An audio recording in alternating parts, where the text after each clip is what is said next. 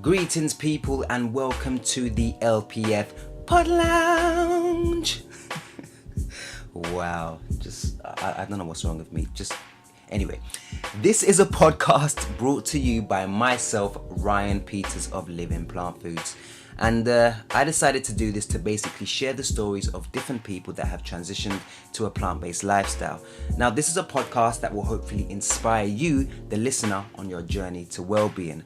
I believe that we are all in this together because we are all connected. We are all learning and growing to evolve to become better and healthier versions of ourselves. These conversations are all organic, all raw, all living, and all plant-based. So I hope you enjoy as we share our stories to uplift and push each other forward. I am so excited to have this woman on the show this week. She has a great spirit and beams pure light of energy. I'm glad to sit down and talk to her about her journey and share it with you all, from where she started to where she is now. Laceinne Zambrano was raised in sunny Florida, but currently resides in London, England. At the tender age of only 13 years old, she made the decision to turn vegetarian after learning the truth about meat at school. Nearly 20 years later, she continues to learn and to grow in truth and living in alignment with nature. Most recently, she gave birth to a healthy baby girl who is absolutely beautiful, all while sticking to her plant-based vegan diet. She aspires to lead women to live holistic plant-based lifestyles, all while staying relevant to society. Yes, Laceinne, thank you so much for joining me on today's show. I really appreciate it. You're so welcome. I'm happy to be here. No, it's great. I know I've been trying to get you on the show for some time as you've been traveling. You're back home in Florida now. So how does it feel to be back home? I feel really good. I'm happy to have my baby here, meeting the family and the sunshine, just charging that melanin. It feels good. These are roots, Amazing. That's so good. I'm extremely happy for you that you're back out in the sun from Thank you. The cold I'm grateful. I'm definitely grateful. That's amazing. But listen, so what I've done, I've already introduced you to the listeners, but I love for my guests to actually introduce themselves to the people. So, my first question is always, would you please introduce yourself to the listeners, and who are you and where do you come from? So my name is Laceinne. I was actually born in New York, moved to Florida when I was 10. So I say I was raised here. Florida is my home. Met my husband almost 3 years ago now and moved to London. So I now reside in London, actually. Nice. That's amazing. So how do you find London? How do you find moving from sunny Florida to London? What was that like? It's a big difference. I try to explain to people they're completely incomparable. There are things I love about London and there are things I love about Florida, and they just can't be compared. So in London, we are so blessed to be surrounded by vegan food. I mean, everywhere. Yeah. As we live in West London also. I mean, anything we want, whether it's junk vegan or plant-based vegan or just vegan options, it's everywhere. Whereas here in Florida, I come from the Tampa area, it's hard. I mean, the nearest vegan spot here is about an hour drive away. Wow. Yeah, and so it's very different. But it's like here you get the weather, and in London you don't. In London you get the food, and here you don't. So you just can't compare them. That's so interesting because, you would think that, obviously being in the States, they have a wider selection of vegan options or plant-based options, whatever you want to call it. And especially coming from a place where, you have the sun and stuff, you would kind of expect there to be a bit more plant-based, food options because, you have the sun. And the sun is the chef. Exactly. The sun is the life force. And Exactly. I mean, at our house here, actually, our neighbors have papaya trees. But I think the difference also being that people don't realize that fruit and vegetables are food. So, for instance, our neighbors they had 2 papaya trees, they actually cut one down. And this is a fully growing and fruit-giving papaya. Yeah, they were like, what is that? We don't like those. And they just cut it down. Oh, that would kill me. Exactly. And so now they have one, and they still don't like papayas. They allow us to pick those papayas from their tree. But I think that's the first step, is getting people to realize that fruit and vegetables are food. Wow. I can't believe that. I That's know, it's just, heartbreaking, isn't it? that is heartbreaking. Cutting Yeah. down a papaya tree. But Wow. it's actually wild because the fruit and veggies are similar in price, in London and here in Florida. And it is wild, like you said, because we have this tropical environment where we can grow oranges, and they grow strawberries here, and we can grow papayas and soursop and I don't know, passion fruit. I mean, everything can be grown here, and people just don't. We've gotten used to this idea of having a lawn and shopping at the grocery store instead of growing our own food. Wow. That's crazy. That's crazy. So so what? So it's nice to have you in the pod. Oh, this is called the Pod Lounge, by the way, just in case you didn't Pod know. lounge. It's I called the like it. Pod. Yeah, I call it the Pod Lounge. So it's nice to have you in the Pod Lounge to share your story and your journey. What's your profession? What do you do So I at the like to moment? call myself a holistic lifestyle coach. And Wonderful. what I mean by that is whether it's transitioning to a plant-based lifestyle. I recently went through my first plant-based pregnancy. So nutrition, fitness, veganism, natural living, why you shouldn't use laundry detergent, and maybe you should be using this alternative. This is what I'm trying to lead by example, and show people how to live better, live cleaner, live off of the earth, so that we can be happy. Absolutely, that's beautiful. That is lovely. And when did you? So when was like the first time? What has your journey been like from transitioning to, I don't know, a standard American diet to becoming a plant-based eater, or having or adopting a plant-based lifestyle? Like, when did you decide to transition to that, and how was that like? So for me, it's been a bit longer. When I was about 12, I actually don't fully remember, but my mom said I came home from school and I had learned something about how animals are treated and where my meat was coming from. And she said I came home saying I wasn't going to eat meat anymore. And that's when I stopped. So for me, it's been almost 20 years now since I've eaten any animal flesh, which I'm really proud of. Um, I remember specifically, though, being 14, and I used to have a friend actually who was so greedy with her food in high school. And every time she would step away from her food, she would give it to me because she knew I wouldn't eat it. And so, shout out to Vanessa, because she's the reason I remember I haven't eaten meat since then. Wow. But yeah, so for me, I haven't eaten meat in almost 20 years. About, I would say, 3 to 5 years ago, I was living down in Miami at the time, and it was my first real experience living on my own, being by myself. I didn't have friends, I didn't have family. Um, I started to just research things. I've always been a researcher. And for me, it started more with, okay, let me cut out this toothpaste because there's fluoride in it. And I've learned that that's bad for my mouth and for my teeth and for my health. So let me make my own. And then I started making my own face wash. And then from there, I remember cutting out, I used to be a big coffee drinker. And so I cut out creamer in my coffee, which was really tough for me because I really loved my coffee with creamer. But I remember being on a trip to California, and I set my coffee down. I went to go do something, and I came back, and there was this greasy ring of just a film around the inside of the mug from the cream. And that was the last time that I had cream. That's when dairy kind of really hit me for what it was, because I had been reading, and I just wasn't ready to make the change. And I think when I saw it in the mug, I just thought about the insides of my bodies. If it's sticking to the mug like that, what's it doing to the inside of my body in combination with everything else that I'm Yes. eating? So I started making small changes. I went through a stage where I was eating the mock meats and junk food, vegan, lots of rice, lots of wheat pasta. And then about 2 or 3 years ago, after I met my husband, that's when I really started cutting out the gluten, the soy, the wheat, the coffee, and becoming more plant-based. And I haven't looked back since. I mean, I feel great. I'm in great health. I saw the dentist recently, and the dentist says my teeth are great. I just, like I said, I went through this pregnancy, and my baby is healthy and happy, and no regrets here. Amazing. So why what why did you decide to cut out all of those other I don't know, say alternatives like soyas and the wheats, because there's a lot of people that are trying to transition to a plant-based lifestyle, and a vegan lifestyle, and it's still quite early for them. So um, I think there's a lot of not.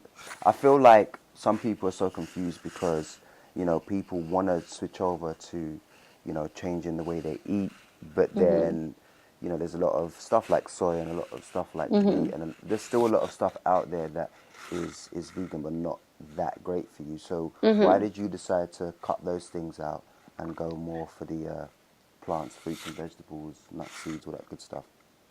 Well, first of all, I always like to give credit where credit's due. And I think that if somebody's making an effort to cut animal products out from their life and they feel the need to, start by eating more of this wheat or soy, if that helps them, I'm still giving them a thumbs up because they're still making a change. And I feel like it's important to let them know that that's okay because we've all been there. There are some people who can just go cold turkey and just cut something out and never look back. And there are some people who can't. And I know I'm one of those people. I can't just cut something out. I need to transition. So first of all, if somebody's making that change, I think they're doing fantastic. But for me, again, the more research you do, the more you begin to learn that illness, sickness, ailments, diseases, these aren't the natural state of health. So these aren't things that would naturally occur in the human body if we were to live in alignment with nature. And so when you start to learn about nature and how people are meant to live and about these products that have been, for instance, modern day wheat, if I'm not mistaken, is a cross of about 7 different grasses. And so when you start hybridizing products, your body can't digest it because your body doesn't recognize it because it's man-made. So nature can't break down something man-made, something synthetic. Absolutely. So a lot of times you get these wheats that are fortified with iron and riboflavin and all of these things. And your body's always going to take what it can take, but it's not going to be able to do much with it because it didn't grow from the earth. If something is given to you from the earth, that's when your body can use it. And so soy and wheat and dairy and gluten, all of these products, your body can't do anything with them. They actually cause inflammation in your body, and inflammation is the root cause of multiple illnesses. So if you want to get healthy, you have to cut these things out. But if you're just being vegan for the animals, then, that's another story. Yeah, that is because there are a lot of people. I'm not taking that away from anyone. There's a lot of people out there that are just vegan for the animals, which is that's cool. That's great because again we're saving lives. But at the same time, I think it should be about the health as well. I think people should take that into consideration and understanding that your natural foods, your sun cooked foods are there to keep you healthy and stuff. So no, it's great. So talk to us about your pregnancy journey, because you have this massive following on Instagram, and you've got an amazing Instagram page, and I'm a fan of it. I always have been before we actually met, and I think what you do is extremely inspiring, not just for young women, because it should be inspiring for young women, but it's extremely inspiring for everyone, even young men, to see a woman that is so empowering and just looks after herself and is true to herself, and I like how you don't care, you're just doing you, and you're spreading positivity, you're spreading good messages for people out there. So how was your journey from how was your pregnancy journey? How did that happen? What did you do to give birth to such a beautiful young healthy girl? I think it's all about taking back what is yours. And what I mean by that is as soon as somebody becomes pregnant, the medical system automatically says, this is my baby, this is my pregnancy. And mothers are kind of fearmongered into believing that pregnancy is unhealthy, that it's an ailment, that it's a sickness. And so actually, because I did see midwives throughout my pregnancy, And actually, if you look in the notes that they were taking, I think it says something along the lines of past conditions. And in there, they wrote in pregnancy. And so my husband and I found that really interesting once we realized that they did that, because why is pregnancy a condition? Why is that something that's bad? There's nothing unnatural about a woman doing what she was born to do. Exactly.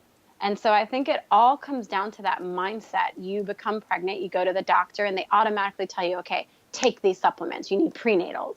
Why?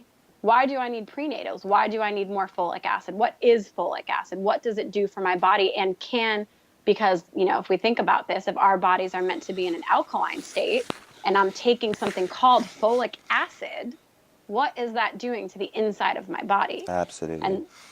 And so the more research, I'm a big researcher. I've said it a bunch of times already, but as soon as I became pregnant, I just started researching, how is pregnancy supposed to be? How am I supposed to feel? What's happening to the baby? How is this baby growing? And what can I do to give myself the best experience? And the more research I did, the more empowered I felt, the less scared I felt, the more I knew I could do it, the more I trusted in my abilities and my baby's abilities. And I had a really great support system from my husband and friends and family. And I made sure to step up my eating. I think it's fair to say I am a really clean eater, but I actually wrote down everything I ate every day throughout my pregnancy. Did you?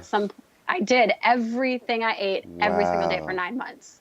No way. And why did you do that? Because I feel it's my responsibility to share with women that you can be vegan, you can be pregnant, you can be healthy.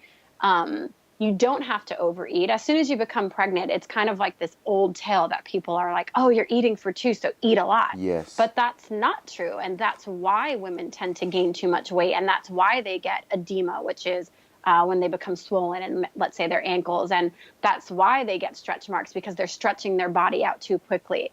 Right. The baby will always get the nutrients it needs. The baby will always take whatever it needs from the mom, even putting the mom at risk before the baby is at risk. So you don't have to overeat. You have to eat just enough. And so for me, writing it down helped me to stay in track with that, helped me to say, okay, if maybe I felt too bad because I was eating too much today, I was able to look at that and say, you know what, actually I didn't eat too much. Or the opposite, I was able to look at that and say, I need more.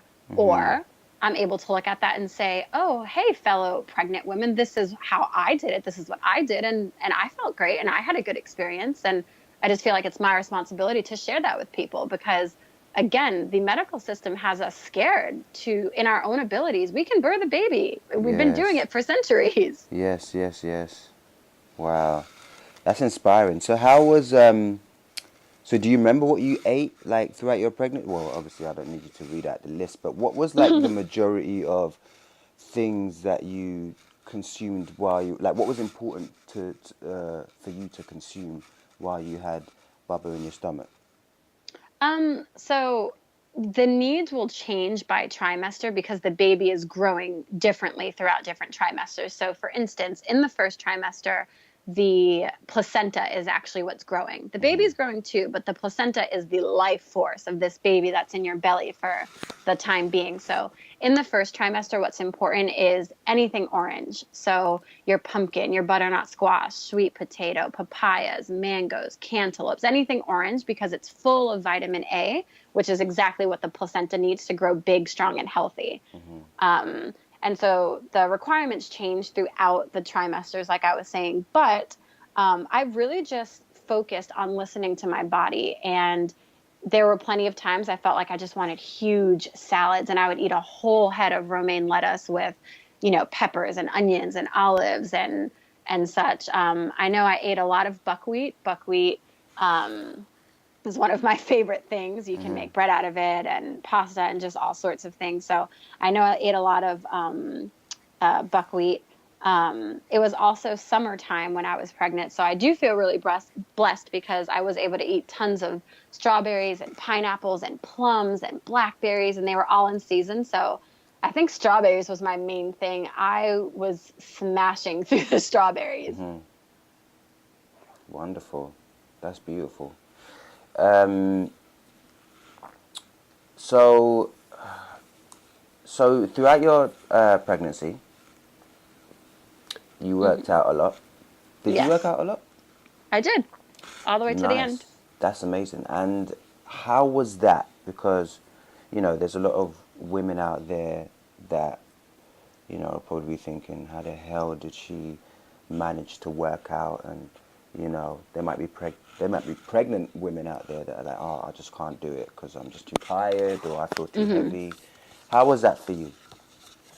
Um, I think there's two factors here. I think one, again, is the fear mongering of pregnant women. And so a lot of pregnant women are told not to exercise, or Are they're they? told they're told they're jeopardizing their baby's health. Wow, I didn't know that. Yeah. And so maybe not specifically in those words, but they are told to be careful because you could go into early labor. Be careful. You could cause your baby to want to come now. And that's not true. A woman can work out at any level of any level of fitness she was prior to becoming pregnant. So, for instance, I practiced my headstands all the way through to the very end of my pregnancy. That's But that's incredible. something, yes, I do feel proud of that. Thank you. That Well was done. really hard with the big old belly. But yeah, so I was doing those headstands prior to becoming pregnant. So for me, it was okay to continue to do them. Whereas for another woman, it wouldn't be recommended for her to start them and Yeah. start learning how to do them. But, if you're a light runner, or if you're doing your push-ups and your pull-ups, if you're doing yoga, any form of fitness that it is that you're doing, as long as you're not, obviously, you're not going to work specifically abs, but you can work out. And yeah, there's plenty of people. I remember actually one time, I mean, granted, my husband and I were just playing around, but I was practicing jogging and doing lunges and such up a hill. And we were like, oh, he should jump on my back and I should walk up the hill. And that's all we did. And we recorded it and we posted it on our pages. And a lot of people were really proud of us. A lot of people were like, wow, that's amazing. But there actually were a lot of people who were like, you need to be careful and you're hurting the baby and this is so dangerous. Yeah. And I think that's the mentality that hurts women, is because if I'm capable and I know that I'm not pushing myself, and again, my stomach is not doing anything, I'm not crunching it up, Yeah. there's nothing going on. I'm holding him with the strength of my arms Yeah. on my back. Then it's okay. But that being said, back to your question, just about staying motivated. I think you have to want to be healthy. So there's a lot of women also who kind of think of pregnancy as a time to relax. And I know women firsthand who are like, I'm pregnant, I don't have to do anything. Yes. And that is the complete wrong attitude, because that is what leads to certain pregnancy symptoms, I guess. Again, like edema, like high blood pressure. You want to work out. It's healthy. You want to get that heart rate going. I know for me specifically, when I was pregnant, every time I worked out, my baby got to moving. She was kicking and turning. Beautiful. She loved it, and I loved it. I was breathing better when I was exercising for that 30 minutes a day, 40 minutes a day. Yeah, you just have to stay motivated. You have to want to be healthy. All it's going to do is help your experience. I mean, staying healthy also, so your uterus is a muscle, and the way that you work out that muscle is by getting oxygen to it so that it can kind of inflate and deflate.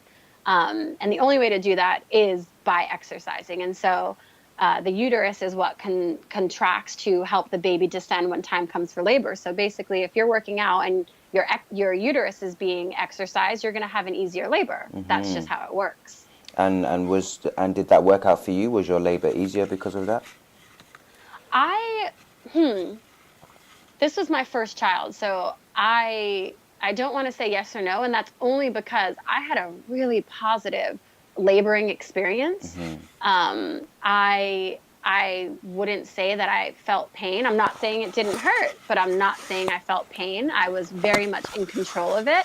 And so for me, every kind of step that was happening as we were progressing through the labor, I just kind of accepted it, and I knew my baby had to come. And so I don't know if it helped or didn't help. I just knew that I was doing what I had to do, if that makes sense. Yes, definitely.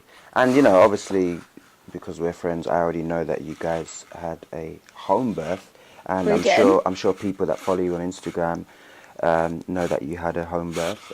Yeah.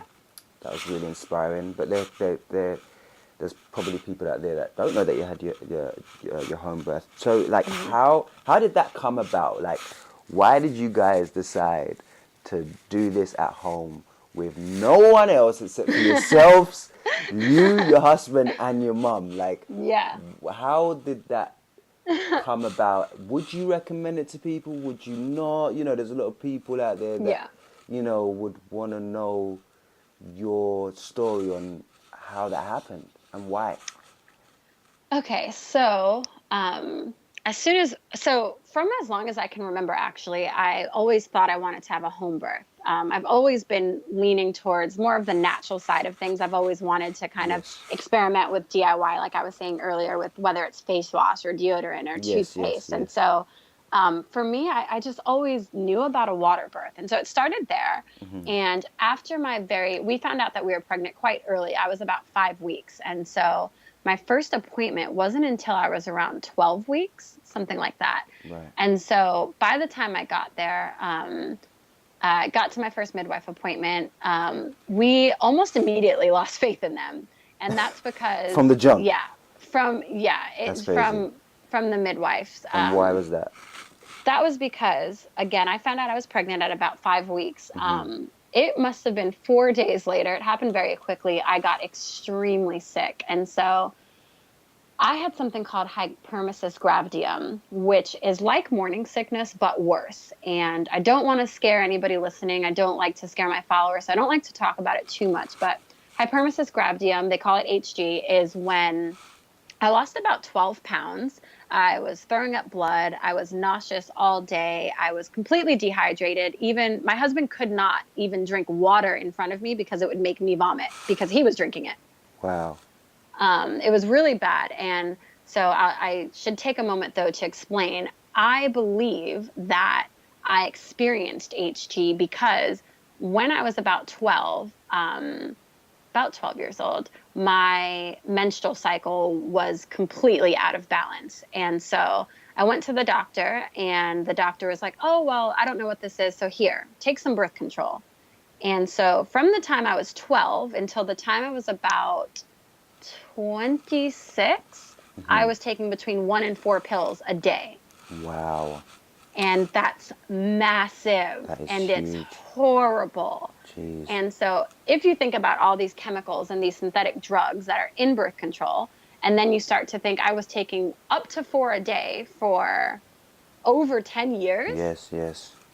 That's horrible. Yes. And so if you're not doing a proper cleanse, and the only way to properly cleanse is to do a water fast, to cleanse your blood, do these things. And most of us don't. I didn't. That stuff is going to stay in your system.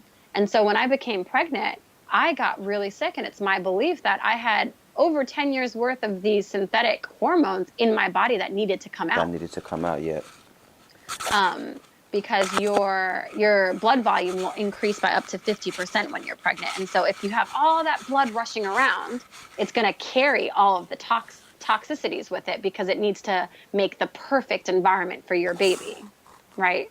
So most women experience morning sickness in their first trimester. And again, it's my belief it's because we have so much toxins inside of our body that never come out. But now a baby's here and the baby's saying, get out. I need a perfect place. Exactly. And so we all get sick because we all live the same life. Absolutely. So it's not normal. It's just become normalized. Yeah. So that being said, I went to the midwife on my first appointment and I was severely sick, severely dehydrated. I had lost so much weight. I had no energy. And they took my blood pressure. First of all, didn't tell me what it was. And when we asked, they kind of questioned why we were asking. So that was a red flag for us. Excuse me, it's my blood pressure. And if I want to know what it is, I can. Yeah, exactly.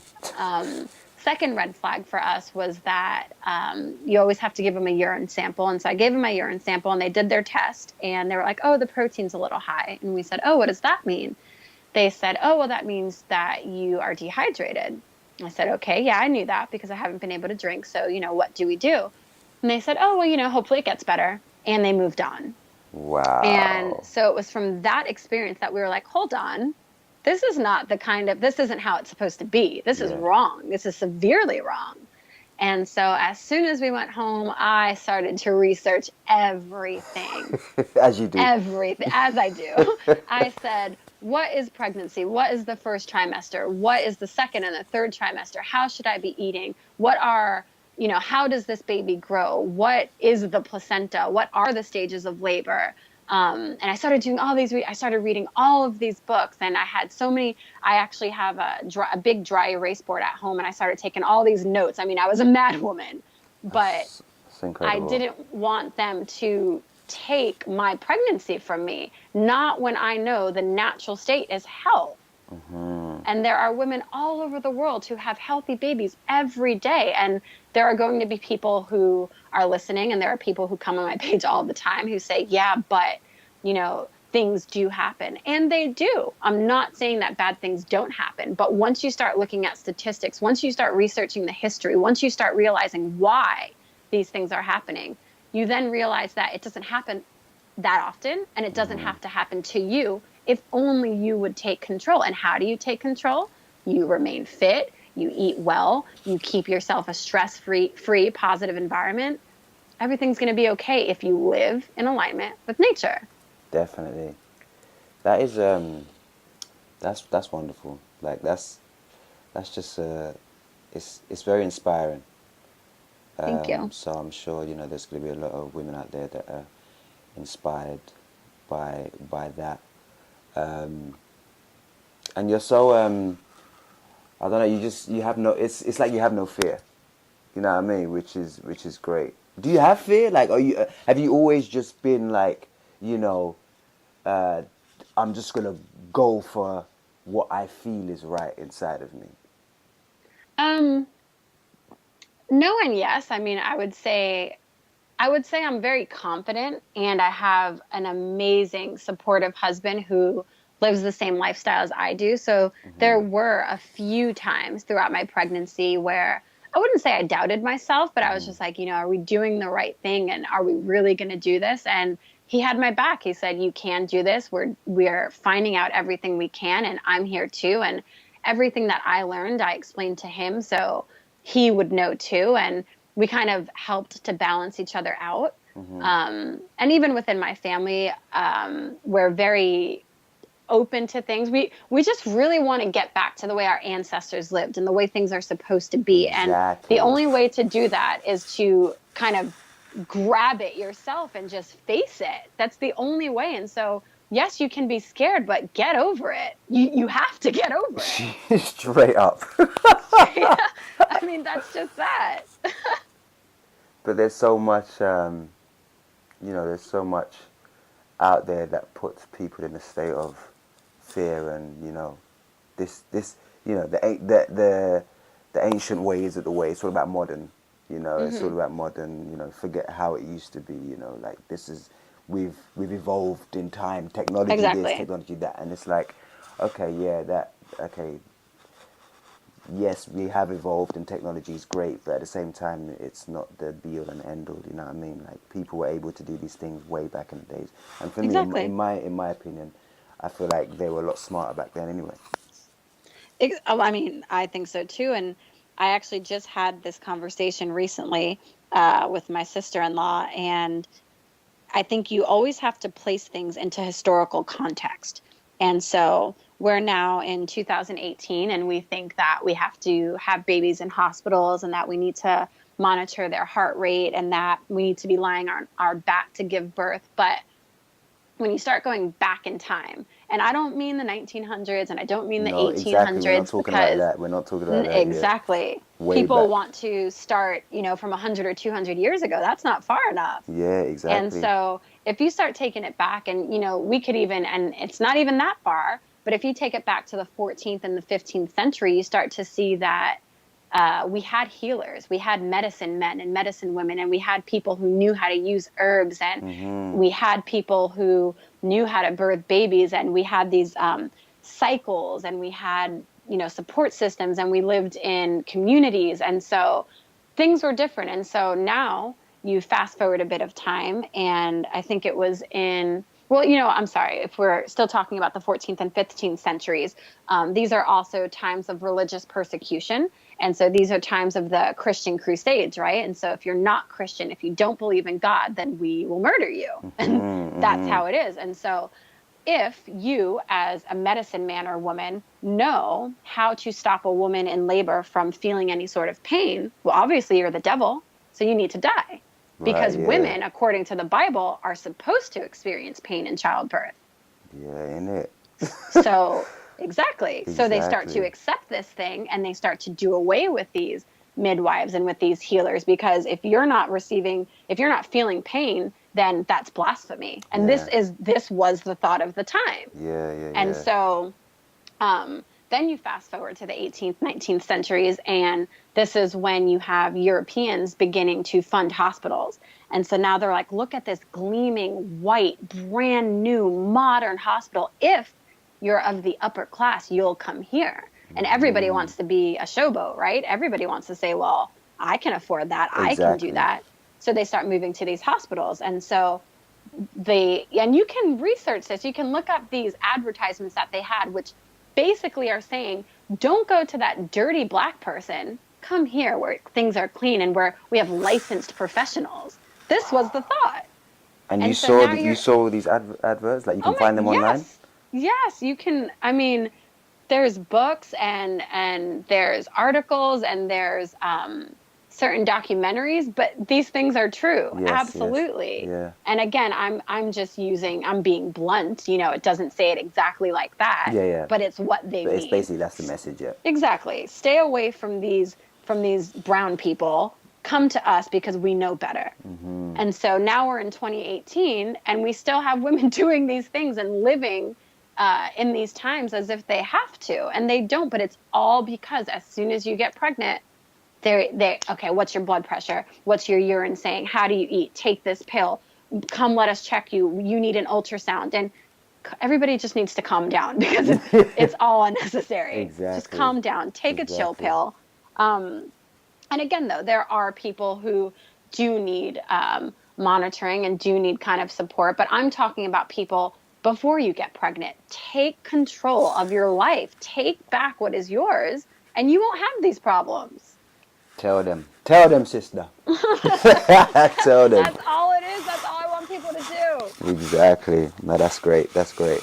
Another thing that you guys documented on your via social media was you holding on to, was it the placenta? Yes. Yes. How was that? Why did you guys decide to do that? I know there's some great health benefits Yeah. when you do that. I'm sure there's a lot of people that want to know a few of them and why you guys decided to do it. Explain that. Okay, so what we did was called the Lotus birth. And a Lotus birth is when you birth the baby, then you birth the placenta, and the baby and the placenta are connected via the umbilical cord. So rather than severing the umbilical cord at birth, you allow it to naturally dry up and to naturally fall off. And is This that what can they were take any. doing in ancient time? Is that something that's been going on for a long time? So I'll get there in one moment. Yes, sir. So this process can take anywhere from 3 to 10 days for it to naturally fall off. For us, I think it took about 65 hours. Oh, wow. And Okay. it was beautiful. I woke up, it must have been around 2 a.m., about 2 to 3 days, right? 65 hours after she was born, changing her diaper. And it just snapped off and her belly button's perfect. And it was beautiful. And we feel kind of like it was her second birth. So to get to your question, I'm not sure how long people have been lotus birthing. Different communities around the world have different beliefs about the placenta. And so I believe it's more of a spiritual thing. When your placenta breaks off of the baby, when the umbilical cord snaps from the baby, it's more of the baby saying, I'm here now, I'm earthside, and I'm staying. Rather than in a hospital, them cutting it off and kind of shoving you into this world, if that makes sense. Yes, yes, yes. The That's baby is beautiful. releasing. And so for us, what we did with the placenta, we ended up burying it outside of our house where she was born. And so for us, it's a beautiful spiritual thing. It's like from this earth you came and from this earth you will return, but also this is your home. You were born here. No matter where you are in this world as you grow, this will always be your home. There's a piece of you here. That's But beautiful. we loved it. It was very special for us, little kind of ceremony. And there are lots of people who do this, but also to speak more to the benefits. So that's Lotus Birthing. When you're in a hospital, the baby comes out, the placenta comes out, and they immediately cut the umbilical cord. Now, the placenta contains up to 1/3 of the baby's blood at birth. And so when you cut that umbilical cord, you're actually not giving a baby the chance to get all of his blood back. And so that immediately sends the baby's liver into shock, because now the liver's like, oh my God, I need to make more red blood cells. We need this. And when the liver can't keep up, it produces more bilirubin. I think that's how you pronounce it. And that's what causes jaundice. Jaundice is when the baby turns a bit yellow. And a lot of babies have this at birth, but it's because the umbilical cord was cut off, amongst other things. Yeah. It's also extremely traumatic. I mean, this baby was just born. This baby is like seeing lights and hearing these sounds and not in water anymore. And now his body having to make red blood cells is just like, whoa, calm down. Yeah. And so actually I read in a book, and I mean, I could get the name of the study. I don't know it right now, but there was actually a study done where they took MRIs of children when they were 4 years old who had their umbilical cords cut off right away. And they compared it to those of children who didn't have their umbilical cords right away. And there were actually brain lesions on the kids who had their umbilical cords cut right away. Wow. Yeah. I mean, it's serious. And so obviously, serious. I'm not saying that they're these kind of life-threatening lesions where, these children can't function, where, we're all healthy per se, but we could be healthier. We could be doing better. Exactly. And so what I suggest to people who maybe don't want to do a full Lotus birth is delayed cord clamping. And what that is allowing the umbilical cord to stop pulsating and to turn white. So when the baby's born, it's kind of like a reddish pinkish because there's blood in it. Yeah. So allow the umbilical cord to turn white, allow it to stop pulsing. That means the blood is finished draining from the placenta back into the baby. It's very rich in stem cells, which the baby can use later in life and in his beginning days also. And that can take anywhere from 30 minutes to an hour. Mm-hmm. So it's, if somebody doesn't want to do a full Lotus birth, that is the other option. But never, ever, ever cut the umbilical cord right away. All you're doing is harming your child. Mm-hmm. Beautiful. That's awesome. It's such good information that you're sharing with the listeners. You know what I mean? I think it's very valuable. So I appreciate you sharing all of this. Of course. Another question with your amazing birth and your journey as being a new mother. Yes. How is breastfeeding for you? How do you find that? I think, as a man, I think it's extremely important for women to do what they're supposed to be doing, which is natural, which is feeding their children in your natural state. How is that for you? How important is that for you? And I know there might be some women out there that might be like, but I don't want to do it in public or blah blah blah. Can you share that with our listeners? Yeah, so breastfeeding for me has been a very positive experience thus far. Again, I do have a really strong support system, both with my husband, family, and friends who know that it's natural and know that it's best. But I do understand that a lot of people don't have that. And all I can say is breast is best. And this is kind of like a slogan that breastfeeders have. And it's true, though. Our body, I mean, how amazing is it that after you have a baby, your body naturally produces something for it to eat? That blows my mind. It blows my mind. I think blows my mind. It's amazing. It's beautiful. It really is. I mean, my daughter now she'll actually be 5 months next week, believe it or not. No way. She's huge. Yeah, she's a big girl. Yeah.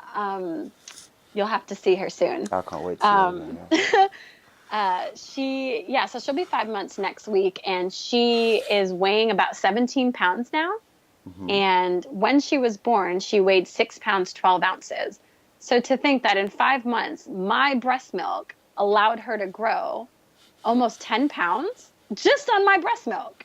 That kind of says it all, though, isn't it? It's like, you know, this is nature. This is supposed to be. This is nature. Exactly. And how can we mess with nature? How can a woman's body just naturally say, okay, baby's out, now we need to do this? Yeah. And then for a woman to choose, there are women who can't breastfeed for different reasons, Yeah. but there are women who choose not to. And so for a woman who chooses not to, that child really isn't getting the best start at life, because we're ending up giving them formula, which is made out of cow's milk. Cow's milk is meant to grow a tiny baby calf into this 2,000-pound bovine mammal. Exactly. 2,000 pounds. Makes no sense. And you want to give your human child that? Yeah. That doesn't make sense, does it? Doesn't make any sense. And so then we're wondering, well, why is my child obese? And why does my child have all of these conditions? Yeah.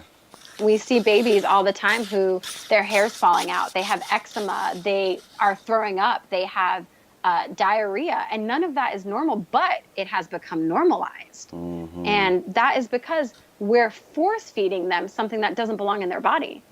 Mm-hmm. I even saw a formula because people ask me a lot of times for alternatives if they can't breastfeed. And unfortunately, I can't find a lot of good ones. I mean, soy isn't that great, but I suppose I would choose soy if I had to. I'm not sure. Right. But I was looking at formulas recently just to kind of be able to relate to people better. And one formula, first of all, it's powdered cow's milk. So it's cow's milk and it's powdered. But then this particular, and I don't know the brand, it had soy, fish, and eggs all as a part of the ingredient list. Are you serious? Yes. And they're trying to tell you got to feed that to your brand new baby. Yes. And so then we're wondering, why is my baby's hair falling out? Why does my baby have eczema? Why doesn't my baby sleep at night? Why is my baby screaming uncontrollably? Because you're poisoning your child. That's why, and you just don't know it. And why they're ending up with chronic diseases at such an early stage. Exactly. Because and it's really sad. I mean, no one's doing it on purpose. We just don't know better. But it begins with trusting 100% the medical system. You can't. Mm-hmm. You have to take control. Use them, obviously, for their abilities. I will never take away that a doctor knows medicine. A doctor absolutely knows medicine. But once you tell me what's wrong with me, I'm going to go home and do my research. Do your research, yeah. That's wonderful. And, you know, you saying we have to take control kind of leads on to my next question. And I was gonna ask, you know, why is it important to you to share this story with the world? I want everybody to go back to how it should be. I don't think that most anyone realizes that every single problem in the world is directly connected. And I know that seems maybe like a far stretch, but people who are like, oh my goodness, it's so sad that these people are starving in this country or in that city, don't realize that they're starving because we're using land to raise animals for meat and feeding those animals grain that these people could be eating. Mm-hmm. And where, again, with our babies, we're force feeding them things that don't belong in their body and we're making them sick. And so, you know, and when they turn 10, they're getting juvenile diabetes, they're getting obesity, they're already getting their menstrual cycles as children. Like, you're not supposed to do that. Everybody wants peace. Everybody wants love. Everybody wants to be happy and healthy, but it's all interconnected. And I need people to realize that if you start working on yourself, if you start making changes to be your highest and your best self, everything else will fall into place. Absolutely. Brilliantly said, I'd say. Thank you. That was wonderfully said. What was the reaction from your friends and family? What was your... Okay, so this is kind of like a two-in-one. What was your reaction from friends and family when it came to you becoming plant-based? Mm-hmm. And also, what was your reaction from friends and family with how you decided to go about your pregnancy? Okay, so with becoming plant-based, I don't think anybody was surprised. Yeah. But again, I have two brothers and then my mom and dad, of course. And so my dad is vegan and my brother is actually vegan, one of them. Okay. My dad actually completely reversed his diabetes by going vegan and beginning to exercise. My Um, mom did the same, which is great. So that's round of applause for amazing. both of them. Yes, That's amazing. absolutely. That's amazing. My brother just kind of grew up being overweight and unhealthy, and he's just lost a ton of weight since going vegan. And so, that being said, though, I obviously stopped eating meat when, like I said, I was about 12-ish. And so, going plant based wasn't really a huge leap because it was just kind of what was coming. I had already stopped eating meat. And then after meat, I think is when like I said, I gave up the creamer and the milk and the eggs. Cheese was the last thing to go for me. That's always the last thing. That was the last for me as Always the well. last. I tell people all the time, I understand the struggle. Yeah, I do yeah, because I used to love cheese, yeah. but here I'm fine without it too. Exactly. So yeah, I don't think it was a huge surprise. But again, I have to stress my husband lives this lifestyle. My family gets it too. So, the support is there. We all like to learn together and we all like to progress together because the name of the game is progression. You can't be doing the same thing today as you were doing last year or the year before. You always want to do better. You always want to know better and you always want to aim for better. Exactly. So yeah, I don't think becoming plant-based was a big shock. Everybody gets it. And then as far as having the baby at home unassisted, was that the other question? Yes, yes. Yeah, so I received some backlash for. Right. So I would say friends who live around us, so friends that we see, believed in us and trusted us and believed that we could do it and believed that it was best. Maybe because we could explain things better to them. When my parents found out, they were skeptical. They were not about it. I think at one point, everybody in my family either called me or sent me a text saying, Laceinne, this is your first child. And, I understand how you want to do this, but, you should really have a midwife there because what if something goes wrong? I got that from friends too, close friends. But I think what helped me again was having facts, having statistics, knowing how to, what to provide them with. Because again, if somebody has health issues, I absolutely do not recommend that you have an unassisted home birth. But if I know that I've done one fast in my life prior to becoming pregnant, so I've done a water fast, so I've cleansed myself a bit, really low stress, no stress environment that I live in. I eat really well. I work out. I don't have any health issues. So for me, it was the right decision. But furthermore, finding information. So what I did was I said, okay, people say, oh, but what if something happens? And so what I said was, what does that mean? What does it mean when somebody says, what if something happens? So I typed into Google, what are the most common emergencies during childbirth?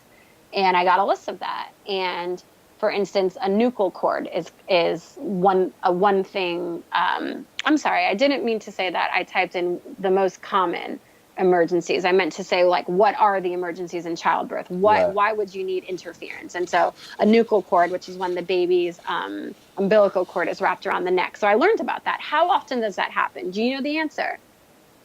Are you asking me that question? Yes. I have no idea. 4%.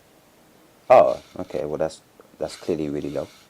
Exactly. So when people say, oh, but what if the cord gets wrapped around the neck? Yeah, Okay, it is a concern, but it only happens 4% of the time. Yeah. So then you have to also say, okay, if this were to happen, how could it happen? Because there are some times that the cord is really loose and maybe wrapped around once. There are times that the cord is really tight and wrapped around 3 times, and that is an emergency, and I get that. So you have to start to, again, take responsibility. If you're going to have an unassisted birth, you are completely responsible for the outcome. And I think that's what scares women. When you're in a hospital, you can blame the doctor because you didn't do anything. But when you're at home, it's on you. And so I had to accept that. Anything that happens is on me. And so if this baby is coming out and if this baby has a cord wrapped around its neck, how do I handle that? What do I do? And you can look up how you would handle that. And basically what would happen, what an obstetrician would do is to assist the baby through the birthing canal by turning. So when the baby's coming out, the baby is first face down, and then it turns around so that when the baby comes completely out, it's face up. And so while the baby's turning like that, the obstetrician would help it to turn so that the cord doesn't wrap around tighter. And so these are things I had to look up. These are things I had to teach my husband, and my husband had to learn because he would be the one there if that was the case. But again, that's 4% of the time. And umbilical cords are made to be stretchy. I think the average size is like 20 inches. And so it's meant to be able to birth the baby and the baby to be able to reach the mom's chest, all while still connected to the umbilical cord. And umbilical cords contain something called Wharton's jelly, which makes it super stretchy, super pliable. And so, again, to me, I said, okay, it is a concern, but it doesn't happen too often. And now I know how to battle that. The other concern is, the baby could get stuck because the mom's pelvis is too small. Okay, let me research this. And I forget the statistics on that, but that becomes a concern when you're laboring, when you're giving birth in the wrong position. And so you can look at old statues and sculptures and even paintings on the pyramids. I mean, I'm talking way back when, in every society, all across every continent in the world, women give birth in a squatting position. Yes. And so when a doctor puts you on your back, we think that they spread your legs open and we think that opens the birthing canal. It actually makes it smaller. Well, yeah, it makes sense that it would. Being on your back. Exactly. Yeah. But when we're in a hospital, we are instilling our trust in the doctor who says, lay on your back. Yeah. Little do we know that, don't have the time frame, but basically there was a perverted French king who he liked to watch his wife and his mistresses give birth, and so he forced them to lay on their back, and that's why we lay on our back during childbirth. Is that where it came from? That's where it came from. What? Oh my God. Okay. Exactly. And so if you start to think about things now, of course we would still lay on our back now, because it doesn't make it easier for the birthing mom. It makes it easier for the obstetrician, though, doesn't it? Because he can see everything that's going on, can't he? Yeah.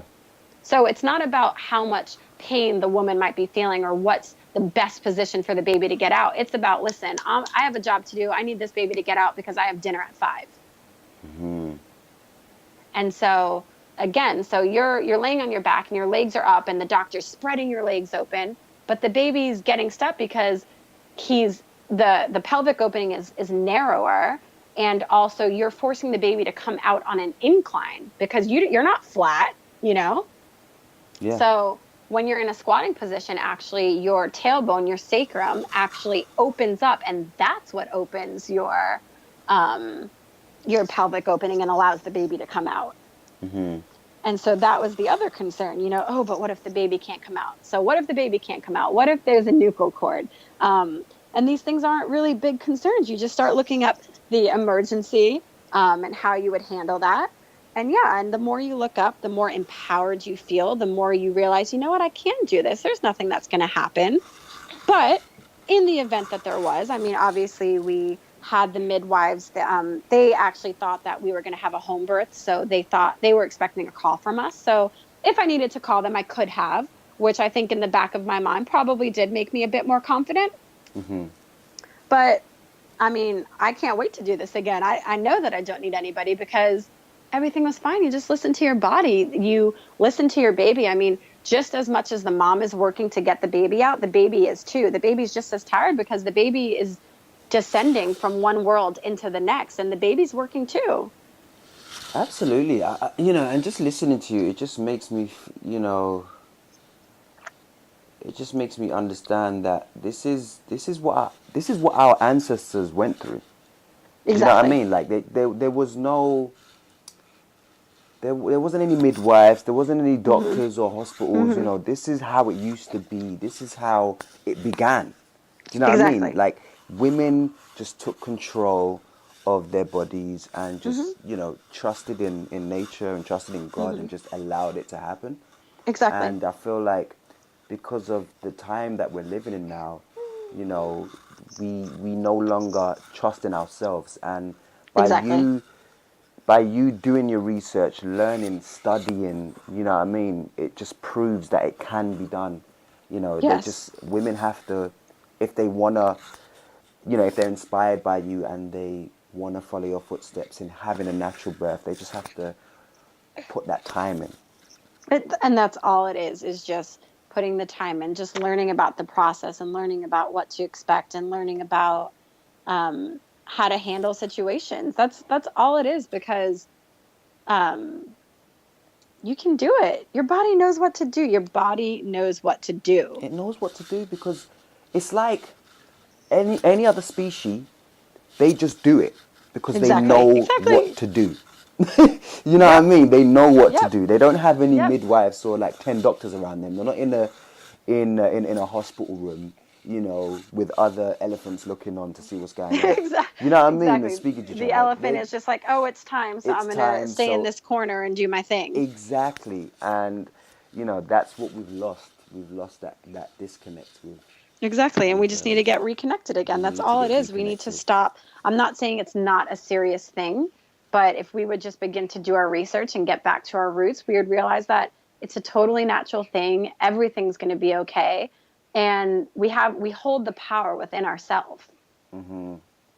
So inspiring.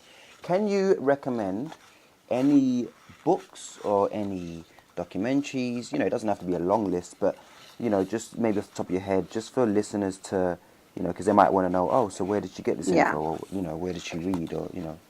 So off the top of my head, there's a book called Childbirth Without Fear.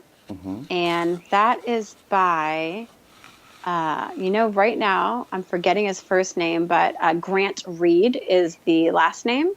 And he wrote this book in about 1940. He was an obstetrician who used to practice the ways, which was having women on their back and stuff. And after doing some traveling and learning about the real way to do things, he wrote this book. And it's super empowering because it basically takes you through the stages of labor and explains to you that if you have fear, you will cause your body tension. And if you have tension, you will cause your body pain.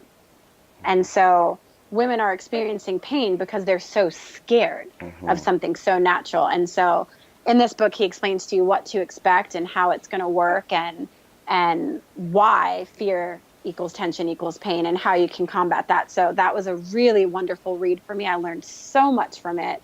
And it really, really helped me. There's a documentary which I can't remember now, but it's with Ricky Lake. I don't know if you remember her. She used to have Yeah, I a remember her. talk Yeah, show. yeah, Yeah. yeah. Everyone remembers Ricky Lake.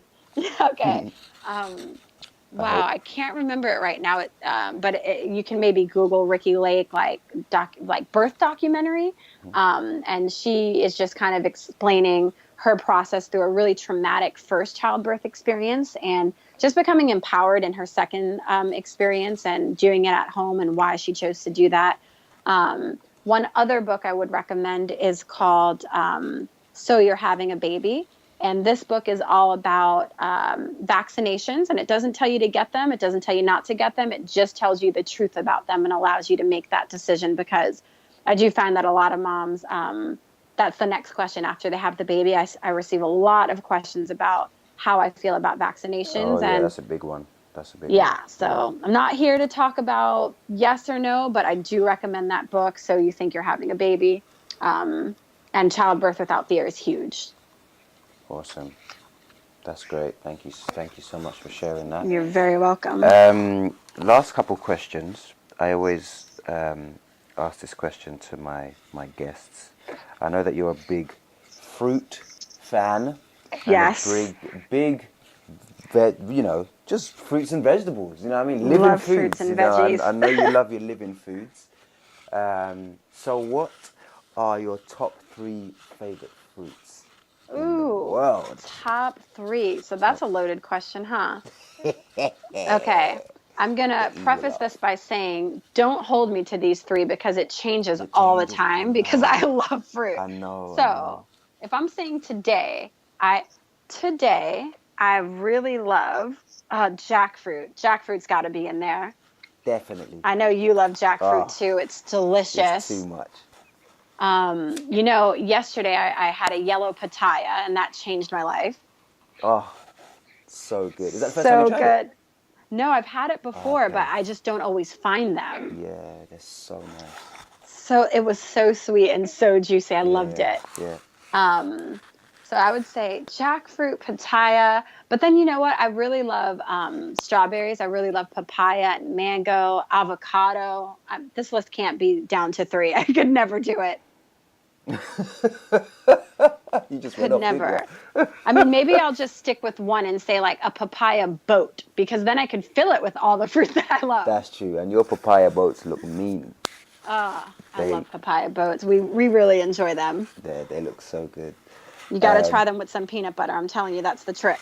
Yeah, no, I'd have to try. I'd have to try it soon. Well, I can't do peanut butter, or maybe I can. Oh yeah. I could do almond butter though. Try it. Give it a try. Let me know how you like it. Yeah, I'd have to try it with almond butter.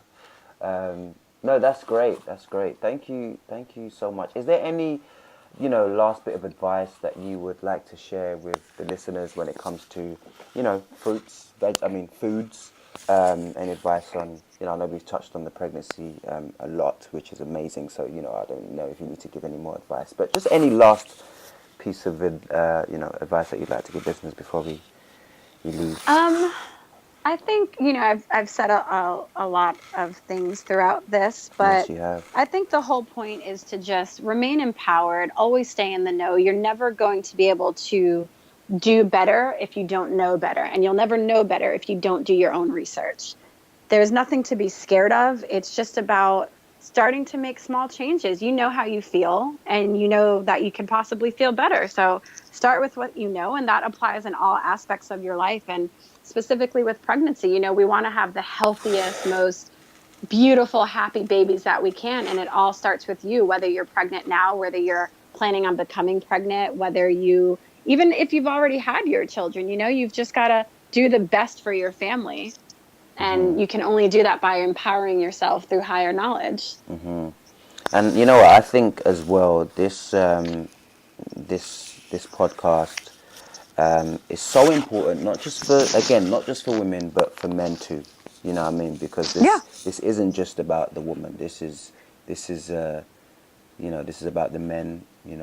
Because obviously I mean, it takes two to interestingly make. enough, it does. Interestingly enough, I do have a lot of male followers who send me messages or comment on things, talking about, oh, I'm going to tell my wife or my sister or my mom or, my best friend.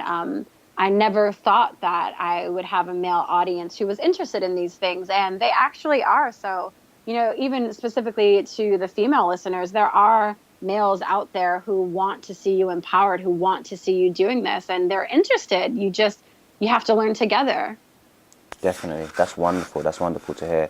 And is there any people that don't might not follow you or know who you are? Would you just like to leave, where people can find you, contact you, see your story? You know what I mean? Yeah, so right now I can be found on Instagram mainly. Those are my main platforms. I have 2 pages. My personal page is at Laceinne. And on that page, I talk about fitness and pregnancy and children and childbirth. I also have a plant-based food account, and that is at the Pink Coconut, where I talk about plant-based foods and, I don't know, food combining and fruit and meals and recipes. Actually currently working on building a blog and a website. So I'm really excited about that, because I'll be able to have one cohesive place for everybody to get this information. So look out for that. But for now, Instagram is the main thing. Wonderful. Thank you so much. Well, Laceinne, I just want to say thank you again for taking the time out to sit down and have this conversation with me. I know you had to leave little one for a while, so I'll let you get back to her. Yes, thank you for having me. It was amazing. No worries. But yeah, we should do it again sometime in the future. Definitely. We'll be here. We're going to keep learning, so we'll know more, and then we'll do better, We'll just right? keep going together and keep supporting each other, because Exactly. I think it's a good movement. It's a good movement. So yeah, It is. Thank you so much, Laceinne. Thanks, Ryan. And I'll speak to you soon, love. Very soon. God bless. Take care. Bye bye. Bye bye.